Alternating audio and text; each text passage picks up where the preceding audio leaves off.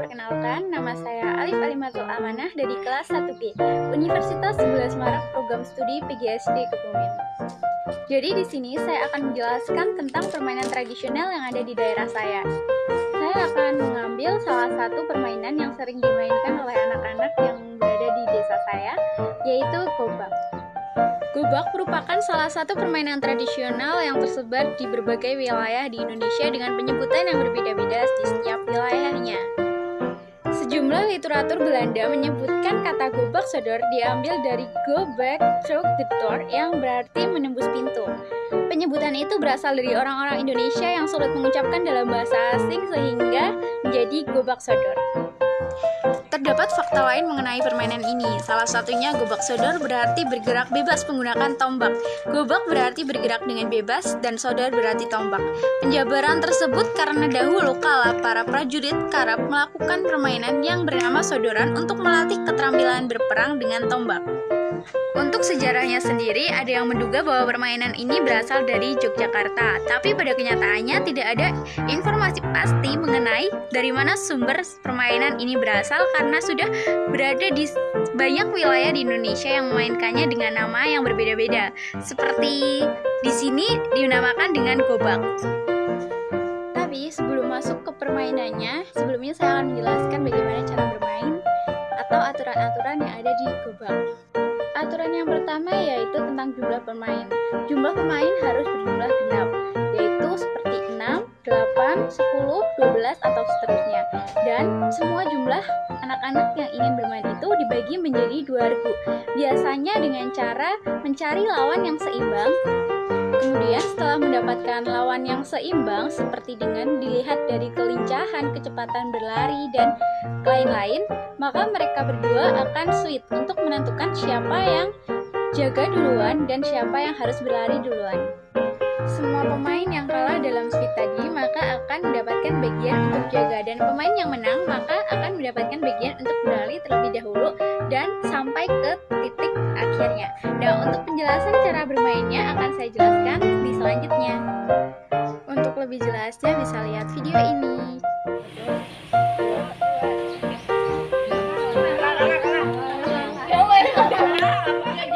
Nah, jadi video tadi merupakan salah satu contoh sweet untuk membagi regunya. Yang menang adalah tim yang menang dan yang kalah adalah tim yang kalah. Oke, untuk selanjutnya saya akan menjelaskan bagaimana cara bermainnya dan contoh bermainnya secara langsung. Jadi di sini saya dan teman-teman saya sedang memainkan permainan gobak. 3 orang berada di gawang untuk menjaga tim lawan untuk agar tidak bisa melewatinya. Seperti yang ada pada video ini. Pemain satu dari tim jaga harus menjaga ketiga orang agar tidak ada satupun yang lolos ke dalam gawang selanjutnya. Dan apabila pemain yang bertugas untuk lari dapat lolos, maka bisa lanjut ke gawang selanjutnya sampai ujung.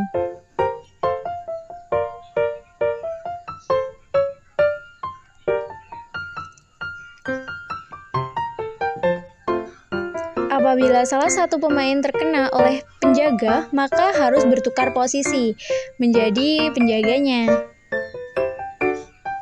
Dan yang di depan harus lolos dari penjagaan seperti yang tadi.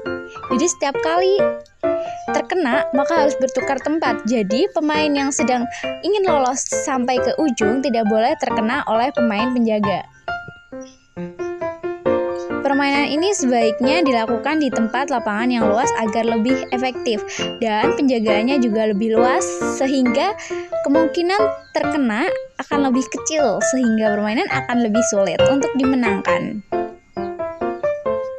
Pemain yang sedang berkesempatan untuk lolos maka harus mengelabui pemain lawan agar tidak terkena dan bisa melewati gawang tersebut dengan mudah. Jika salah satu pemain sudah bisa melewati sampai ujung, maka harus kembali ke depan tanpa terkena oleh sang penjaga.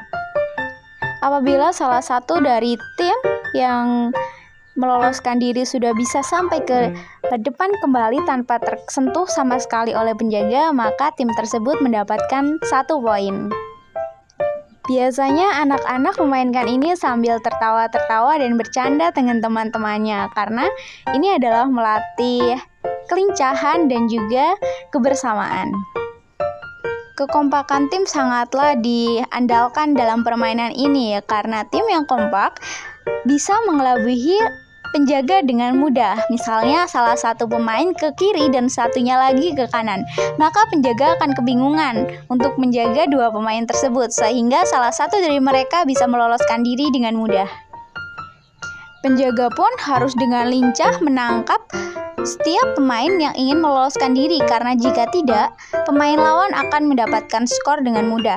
Tapi jika penjaga dapat menyentuhnya ketika melewati gawang, maka dia akan bertukar posisi menjadi tim yang akan berkesempatan mendapatkan poin.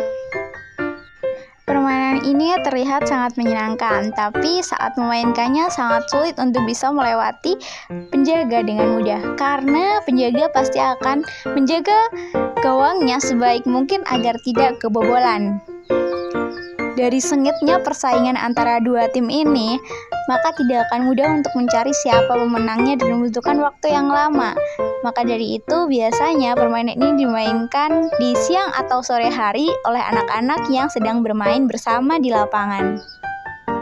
Dalam permainan ini ada juga aturan-aturan yang tidak boleh dilanggar, yaitu salah satunya melewati penjaga tanpa dengan masuk ke gawangnya, seperti lewat pinggirnya, dan itu akan jadi didiskualifikasi, sehingga pemain tersebut otomatis akan menjadi tim jaga. Tak hanya untuk tim yang sedang berlari, tapi tim penjaga juga mempunyai aturannya, seperti tidak boleh mengenai pemain di luar garis yang sudah ditentukan, maka itu dianggap tidak valid dan pemain akan tetap jaga.